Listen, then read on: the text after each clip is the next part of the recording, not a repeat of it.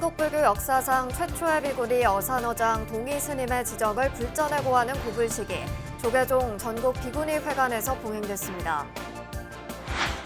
국민에 개방된 청와대를 프랑스 베르사유 궁전처럼 활용하겠다는 문화체육관광부 계획이 논란을 낳고 있는 가운데 최응천 문화재청장은 청와대 권역 문화재 보호 등 본연의 역할에 충실하겠다는 입장을 밝혔습니다. 양주 해암사지 유적이 유네스코 공식 홈페이지에 세계유산 잠정 목록으로 최종 게재됐습니다. 이로써 해암사지 유적이 국내 13번째로 세계유산 잠정 목록에 이름을 올렸습니다. 고려시대 왜구에게 약탈된 것으로 추정되는 서산 부석사 관음상의 환수 문제를 다룬 토론회가 국내에서 열려 주목받았습니다. 일제가 중간에 도로를 내면서 갈라졌던 창경궁과 종묘가 90년 만에 연결됐습니다. 조계사를 중심으로 한 서울 도심 역사 공간 벨트가 시민들에게 더욱 가깝게 다가갈 것으로 보입니다. 여러분 안녕하십니까? 7월 28일 목요일 BBS 뉴스입니다. 한국불교 역사상 최초의 비구니 어산어장 동의스님의 지정을 불전에 고하는 고불식이 조계종 전국 비구니회관에서 봉행됐습니다. 전국 비구니회는 중앙종의 의원 선거에 대비한 선출위원회를 꾸리며 종단 내 입지 확대에도 박차를 가했습니다. 정영석 기자입니다. 법고에서 뿜어지는 힘찬 울림이 마음 깊은 곳까지 스며듭니다. 발아춤의 공양무에 이어 향과 꽃이 삼보전에 올려집니다. 불교 전통 의식으로 봉행된 동의스님 어산어장 지정 기념 고불식. 비구니 회장 봉각스님의 고불문이 거룩하고 환희로운 법석의 시작을 알렸습니다. 대한불교 조계종 전국 비구니 스님들과 한국불교의 새로운 희망과 미래를 여는 촉진대가 될 것입니다. 국가무형문화재 제126호 진관사 국행 수륙제를 이끌고 있는 동의스님은 최근 조계종단으로부터 한국불교 역사상 최초의 비구니 어산어장에 지정됐습니다. 어산어장은 불교 의례와 의식을 관장하는 최고 권위자입니다.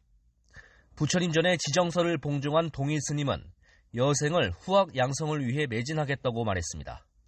이 몫을 해낼 수 있을까 참 밤잠을 못 이루고 생각을 해보니 결국 답은 우리 비구니 후학들을 위해서 내가 기꺼이 받아들이고 이 길을 앞장서야 되겠구나 하는 그런 생각을 하게 되었습니다.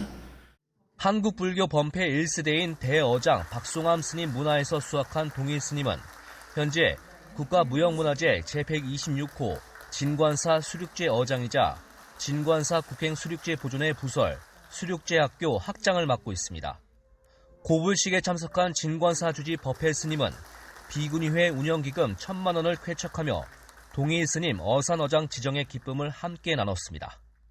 최초로 어산어장이 되신 모습을 보고 저희들이 가일층 전통 불교를 더없이 이렇게 다 열심히 해서 바라지를 잘하고 그래서 저는 이제 제가 있을 때까지 우리 주지스님과 함께 끝까지 바라지를 하면서 전통 불교를 이어가도록 노력하겠습니다. 조계종 전국 비구니회는 오는 10월 중앙종회 의원 선거를 앞두고 처음으로 비구니 종회의원 후보 선출을 위한 위원회를 구성했습니다. 첫 회의에선 위원장의 비구니 회장 봉각스님, 간사엔 비구니회 총무부장 현진 스님이 각각 선출됐습니다. 제가 성심성의껏 위원장을 역할을 하겠습니다. 그러기 위해서는 우리 위원 스님들께서 허심탄회하게 정말 우리 비구니 승가를 위한 위원회는 선거 일정 등을 논의하고 9월 15일에 13개 비구니 종회의원 후보를 최종 선출하기로 결정했습니다. 조계 종단의 한 축을 이루는 전국 비구니회가 스님들의 위상 강화를 위한 움직임을 활발히 전개하고 있는 가운데 비구니 권리를 찾는 일에도 힘을 쏟을 것으로 전망됩니다. BBS 뉴스 정영석입니다. 국민에 개방된 청와대를 프랑스 베르사유 궁전처럼 활용하겠다는 문화체육관광부 계획이 논란을 낳고 있는 가운데 최응천 문화재청장은 청와대 권역 문화재 보호 등 본연의 역할에 충실하겠다는 입장을 밝혔습니다. 청와대 복합문화예술공간화를 제기한 문체부가 청와대 관리 운영을 관장할 경우 불교계와 문화재계가 요구하는 청와대 일대 사적 지정 방안은 뒤로 밀릴 것으로 관측됩니다. 박준상 기자의 보도입니다. 윤석열 정부 출범과 함께 일반에 전면 개방돼 순식간에 140만 방문객을 돌파하는 등 국민들로부터 뜨거운 호응을 얻고 있는 청와대. 적은 인력으로 고군분투하며 2달가량 임시 운영을 맡아온 문화재청 대신 사실상 향후 관리 운영의 주체는 문화체육관광부가 될 것으로 관측됩니다. 지난주 문체부가 대통령 업무보고에서 청와대를 프랑스 베르사유 궁전처럼 복합 문화예술 공간으로 활용하겠다는 계획이 찬반 논란을 일으킨 가운데 관련한 문화재청의 입장이 나왔습니다. 최응천 문화재청장은 취임 70여일 만에 가진 첫 기자간담회에서 새 정부 문화정책 방향보다 청와대 활용 논란에 관한 견해를 집중적으로 질문받았습니다. 그러니까 문화재청은 본연의 업무를 충실할 것이고요. 저희가 갖고 있는 문화재 조사, 그리고 가능하면 지정이 필요한 지정, 문화재위원회 자문을 통한 활동, 이런 것은 그대로 유지할 예정입니다. 다만 관리의 주체가 어디에 되는 건 저는 중요시하도 생각이 들지 않습니다. 왜냐, 그건 좀 죄송한 얘기지만 맡은 쪽이 오히려 손해입니다. 문화재청은 현재 조달청에 청와대 권역 기초조사를 위한 용역업체 선정을 의뢰한 상태로 조사를 완료하는 대로 분과별 역할을 담당할 예정입니다. 문제는 기초조사에 착수하지도 않은 상황에서 대통령실 관리비서관실과 문화체육관광부가 복합문화예술공간으로의 운영계획을 공식화했다는 점입니다. 운영계획이 이미 확정된 상태에서 기초조사 결과가 어떤 의미를 지닐 수 있을지 의문입니다. 그동안 불교계와 문화재계가 한 목소리로 요구해왔던 청와대의 사적 지정도 난항을 겪을 전망입니다. 개방으로 인해 충분한 조사가 불가한 만큼 문화재청은 건축물을 등록문화재로 지정하는 것 외에 청와대 전역을 사적으로 지정하기는 어려울 것으로 내다봤습니다. 국내법적인 지정 여부와 상관없이 그 번역이 갖고 있는 의미와 중요성을 지속적으로 소통하고 있다고 생각하고요. 원론적이지만 청와대가 기존에 우리가 가지고 있었던 고궁과 같은 그 형태의 건물과 유형의 문화재는 아닌 상황에서 개방이 됐고, 그래서 활용이 시작됐기 때문에 같은 시각으로 조금 이해하시기보다는 그걸 찾아가는 과정이라고 저는 말씀드립니다. 체계적인 문화재 보존 관리 방안이 부재한 가운데 개방 하루 만에 경내 석조 열애자상, 이른바 미남불 앞에 불전함이 박살나는 등 몸살을 겪었던 청와대. 사적 지정이 난항을 겪을 것으로 보이는 가운데 법흥사터를 비롯해 청와대 뒷산 부악산 일대에 수많은 불교 유적 발굴 복원의 우선순위도 뒤로 밀릴 것으로 전망됩니다. BBS 뉴스 박준상입니다. 문화재청은 양주 회암사지 유적이 지난 20일자로 유네스코 세계유산 잠정 목록에 등재된 데 이어 26일에는 세계유산센터 공식 홈페이지에 최종 게재됐다고 밝혔습니다. 이로써 우리나라에는 7월 현재 화순 운주사 석불 석탑군과 가야 고분군 등 12건에 이어서 양주 회암사지 유적이 13번째 세계유산 잠정 목록에 이름을 올렸습니다. 세계유산 잠정 목록은 세계유산으로서 가치가 있는 유산에 대한 충분한 연구와 자료 축적을 통해 향후 세계유산으로 등재하기 위해 준비하는 제도입니다. 특히 등재를 위해서는 반드시 잠정 목록에 등재돼야 하며 잠정 목록에 등재된 후 최소 1년이 지나야만 세계유산 등재 신청 자격이 주어집니다. 경기도 양주에 위치한 회암사지 유적은 70여 동 건물지가 확인된 중심사역과 부도, 석등, 비석 등 고승들의 기념물로 구성돼 있습니다. 유네스코 세계유산 잠정 목록 신청서에는 이 유적들이 14세기 동아시아에 꽃을 피웠던 불교 선종 문화의 번영과 확산을 증명하는 탁월한 물적 증거며 한국 불교 선종의 수행 전통과 사원 공간 구성 체계를 구체적으로 증명하고 있다는 내용이 담겼습니다. 문화재청이 매장 문화재의 효율적 보호와 관리를 위한 관련법 시행령을 일부 개정한다고 밝혔습니다. 이번 시행령 개정은 국가나 지방자치단체가 필요한 경우 직접 지표 조사를 할 수 있는 근거와 발굴 조사 과정에서 출토되는 인골과 미라 등 중요 출토 자료를 연구할 수 있는 근거 등이 담긴 매장문화재법 개정에 따른 것입니다. 주요 내용을 보면 매장문화재법에서 위임한 국가나 지방자치단체가 직접 지표 조사를 실시하는 경우의 방법과 절차, 중요 출토 자료의 신고 절차, 연구 보관 등에 관한 조치 권한 위임 등을 담았습니다. 특히 국가나 지방자치단체가 필요하다고 판단하는 경우 지표 조사를 실시할 수 있도록 방법과 절차가 명시됐습니다. 문화재청은 정확한 매장 문화재 정보를 선제적으로 제공해 국민 불편을 줄이고 매장 문화재를 효과적으로 보호할 근거를 마련할 수 있을 것으로 기대했습니다. 고려시대 왜구의 약탈로 빼앗긴 것으로 추정되는 서산 부석사 금동 관음보살좌상의 환수 문제를 다루는 토론회가 국회에서 열려 주목을 받고 있습니다. 수많은 해외 반출 문화재들이 제자리로 돌아오기 위해 법리적으로 검토해야 할 부분이 무엇인지를 가늠할 수 있는 자리가 됐습니다. 황민호 기자입니다. 2012년 우리 앞에 아름다운 모습을 드러낸 서산 부석사 금동 관음 보살좌상. 문화재 절도단이 일본 대마도 관음사에 있던 것을 훔쳐 국내로 들어오면서 존재가 드러났고 고려시대 왜구의 약탈로 빼앗긴 것으로 추정됐습니다. 이후 법원은 불상 소유권에 대해 부석사 소유로 넉넉히 추정되며 비정상적인 방법으로 대마도에 운반됐다고 보는 것이 타당하다고 판결했습니다. 이에 일본 관음사 측은 불상을 500년간 소유했다며 시효 취득 주장을 펼쳤지만 적법한 취득 증거를 제시하지 못하고 있습니다.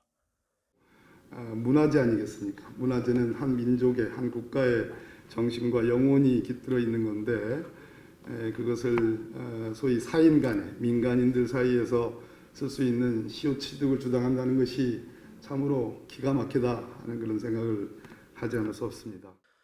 서산 부석사 관음상 소유권을 둘러싼 법정 다툼이 진행형인 가운데 조계종 제7교구 본사 수덕사와 문화유산회복재단은 부석사 불상 환지 본처를 위한 법리적 문제를 중심으로 국제학술 집담회를 열었습니다. 집담회에서는 부석사 불상의 취득권 성립에 관해 법리적으로 살펴야 할 부분과 국제사회의 문화유산회복운동의 원칙과 방향 등이 집중 논의됐습니다. 이우경 뉴욕주 변호사는 유네스코 협약 3조를 보면 회원국이 협약에 위반해 문화재를 불법적으로 반입, 반출, 양도하는 것은 불법으로 규정하고 있다고 밝혔습니다. 또 김경임 전 외교통상부 국장은 문화재는 기원국과 그 문화재를 만든 사람과의 특별한 관계이고 문화재에 반한 원칙은 오래된 국제 관행이라고 강조했습니다. 부석사가 이제 의상대사가 창건한 그런 사찰이거든요. 부석이라는 지명 자체도 부석사를 본떠서 만든 그런 지명 중에 하나고 부석사 불상에 관해서 예전부터 그랬고 지금도 그렇고 하나의 정신계승 아니겠습니까? 그런 정신계승 차원에서도 지금 조속히 돌아오기를 기다리고 있는 거죠. 부석사 관음상은 현재 대전 국립문화재연구소 수장고에 보관돼 있습니다. 이런 이유로 불자들은 14세기 전반에 제작된 아름답고 차분한 모습의 관음 보살을 친견도 할 수 없는 상황입니다. 이미 국제적인 질서 부분에 있어서 어떤 문화재 유통이나 제자리 찾기는 이미 정설로 안착되고 있거든요. 그럼에도 불구하고 소소한 법리에 묶여가지고 국민적 정서와 세계적 어떤 문화재에 대한 흐름을 우리 국가에서 막고 있다는 건 굉장히 안타깝고 아쉬운 부분입니다. 위안부 문제와 독도 영유권 갈등, 후쿠시마 현의 수산물 수입 규제 등과 더불어 한일 관계 갈등의 중심에 서 있는 부석사 관음상 소유권 논란은 다음 달 열리는 2심 재판 결과로 가닥이 잡힐 것으로 전망됩니다. 부석사 신도님들이 10몇 년 동안 계속 왔다 갔다 하는 모습을 보니까 참 안타까워요. 그리고 또 이제 신도님들은 평생 부석사 신도님들이기 때문에 꼭 제자리에 봉안되기를 항상 기도하고 있으니까 저도 같이 기도하면서 꼭 부석사에 제자리 봉안을 되기를 진짜 기원드립니다. 서산 부석사 불상의 인도 소송을 계기로 문화유산의 시효 취득 성립에 대한 국제사회의 입장과 집단 지성 정립의 필요성이 제기되고 있습니다. 이번 집담회는 약탈 유물 환수 과정에 상충하는 법리 적용에 있어 논거를 마련하는 등 관련 문제 해결에 좋은 기회를 제공했다는 평가입니다. BBS 뉴스 황민호입니다. 전국의 청소년 불자들이 한자리에 모여 친목을 다지는 파라미타 청소년 전국 연합 캠프가 3년 만에 경주에서 열렸습니다. 코로나19로 인해 비대면 온라인으로 진행됐던 전국 연합 캠프는 지난 26일 동국대 YG 캠퍼스 100주년 기념관에서 입제식을 시작으로 2박 3일 일정에 들어갔습니다. 청소년들의 최대 축제인 전국 연합 캠프가 코로나19로 3년 만에 동국대학교 YG 캠프에서 개최되게 된 것을 청소년 여러분과 함께 기쁘게 생각을 합니다. 전국에서 모인 초중고 회원 500여 명과 지도교사들은 불국사와 석굴암, 월정교 등 경주 지역 문화재를 탐방하며 문화유산 지킴이 활동을 벌였습니다. 이와 함께 동국대 주요 학과 소개와 진로체험 활동, 메타버스 플랫폼 제페토를 활용한 파라미타 사찰 탐방 프로그램도 마련됐습니다. 또 율동과 함께하는 찬불가 배우기, 팔모등 만들기 등의 다양한 체험 프로그램을 비롯해 더위와 스트레스를 날리는 물총놀이 시간도 가졌습니다. 금정총림 범어사 주재 경선 스님이 지난 3일 개막한 선서화전의 수익금 일부를 장학금으로 기부했습니다. 경선 스님은 범어사 성보박물관 2층 기증전시실에서 동산대종사 연구회와 유락연구회에 각각 1억 원을, 승가대학과 해동중학교, 금정중학교에 장학금 각각 1,000만 원을 전달했습니다. 경선 스님은 많은 분들이 전시회에 관심을 가져준 덕분에 의미 있는 곳에 장학금을 전하게 됐다며 장학제도를 키우는 종잣돈이자 씨앗이 되길 바란다고 말했습니다. 묵향과 법향이 어우러진 작품 45점이 선보이고 있는 경선 스님 선서와 개인전, 월인 묵언은 다음 달 6일까지 이어집니다. 천태종 인천 황용사가 지역사회 소외계층을 위해 백미를 후원했습니다. 황용사 주재 진철 스님은 어제 강범석 서구청장에게 신도들의 십시일반 동참으로 마련한 10kg 백미 108포를 전달했습니다. 행사에는 김학엽 황용사 신도회장과 신도회 간부, 서구청 직원 등이 함께했습니다. 황용사 주재 진철 스님은 신도들 덕분에 이웃을 위한 자비 나눔을 실천할 수 있게 됐다며 형편이 어려운 모든 이들이 항상 행복하길 바란다고 밝혔습니다. 이에 강범석 서구청장은 인천 지역 대표 사찰인 황용사가 어려운 시기에 좋은 행사를 마련해줘 감사드린다고 말했습니다. 일제가 중간에 도로를 내면서 갈라졌던 창경궁과 종묘가 90년 만에 연결됐습니다. 조계사를 중심으로 사직단에서 종묘까지 이어지는 서울 도심 역사공간 벨트가 시민들에게 더욱 가깝게 다가갈 것으로 보입니다. 박관우 기자가 취재했습니다. 일제가 단절시킨 창경궁과 종묘 사이 역사 공간이 90년 만에 다시 연결됐습니다. 서울 경복궁에서 동대문에 이르는 일곡로 전체 6km 구간 가운데 320m를 터널로 조성했습니다. 일제가 1932년 민족문화 말살 차원에서 창덕궁과 창경궁 그리고 종묘를 단절한 구간입니다. 지금 우리가 서 있는 이 자리는 1932년 일제에 의해서 길이 만들어지면서 단절되어야 했던 아픔의 현장입니다.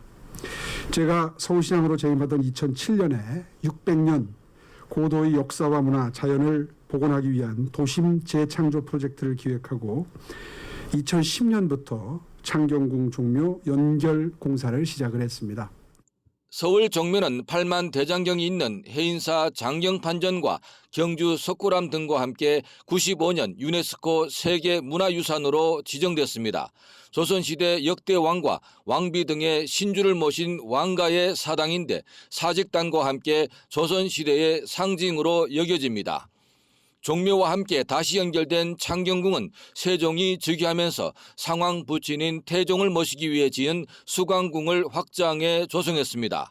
조선 왕궁 중 유일하게 동양으로 자리 잡고 있지만 일제가 동물원과 식물원을 조성하는 등 대표적인 말살 현장의 하나로 꼽히고 있습니다.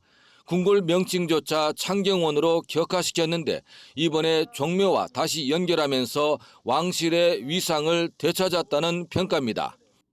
특히 복원 과정에서 발견된 석죽 등을 다시 활용하는 등 최대한 원형을 살리는 데 초점을 맞췄다는 설명입니다. 이 복원하는 과정에서 발견됐던 그 담장에 썼던 것으로 추정되는 돌들 이런 것들을 최대한 활용해서 저희가 이 담을 조성하거나 할 때 썼고요. 그 모습은 여러분들이 내려가시면서 담장에 색깔이 다른 돌들이 있습니다. 그런 돌들은 다시 저희가 재활용한 돌들입니다. 복원한 돌들이기 때문에 과거의 역사 기록도 일부 보실 수 있는 기록이 있습니다. 내려가시면 또 저희가 그 담장에 유구가 발견돼서 일부는 그걸 그대로 보존한 부분도 있습니다. 창경궁과 종묘 역사 복원을 계기로 지난 5월 10일 개방된 청와대와 안국동 사거리의 서울공예박물관 그리고 국립현대미술관 등 역사와 문화예술 인프라가 연결됩니다. 특히 다음 달 6일 개장을 앞둔 광화문 광장과 함께 조계사 건너편 송현동의 이건희 미술관 등과 어우러지면서 수도 서울의 상징 공간이 될 것으로 보입니다. 이곳 창경궁과 종묘가 90년 만에 연결되면서 이곳에서 1000m가량 떨어진 조계사를 중심으로 사직당과 경복궁 등 전통문화 역사 공간이 활기를 띨 것으로 전망됩니다. 창경궁에서 BBS 뉴스 박관우입니다. 불교계를 대표하는 공익 채널 BBS 불교방송이 여름 휴가철을 맞아 한국 공포 드라마의 대명사 전설의 고향의 주요 작품들을 다시 만날 수 있는 TV 특집 프로그램을 선보입니다. BBS 불교방송은 추억의 드라마 전설의 고향에서 방송된 작품들 가운데 불교적 가르침을 담은 작품을 선정해 8월 1일부터 BBS TV를 통해 방송합니다. 이번 특집 방송에서는 1996년 방송돼 큰 화제를 모았던 전설의 고향 덕대골과 영화 나라말싸미의 여주인공 고 전미선 배우의 모습을 볼 수 있는 묘곡성, 여우골 등 모두 3편이 BBS TV로 방송될 예정입니다. BBS 불교방송은 전설의 고향의 작품들 가운데 과거 대중에게 큰 사랑을 받은 작품, 불교적인 가르침을 담고 있는 작품들을 엄선해 특집으로 준비했다고 밝혔습니다. 전설의 고향 덕대골은 8월 1일과 4일 밤 10시 30분, 8월 7일 저녁 8시 30분에 방송되며 묘곡성은 8월 2일과 5일 밤 10시 반, 8월 7일 밤 9시 반, 여우골은 8월 3일과 6일 7일 밤 10시 30분에 각각 방송됩니다. BBS 불교방송의 TV 남양 특집 불교와 함께하는 전설의 고향은 옛 추억을 소환하고 무더위도 잠시나마 잊을 수 있는 시간을 제공할 것으로 보입니다. 이상으로 7월 28일 목요일 BBS 뉴스를 마칩니다. 시청해주신 여러분 고맙습니다.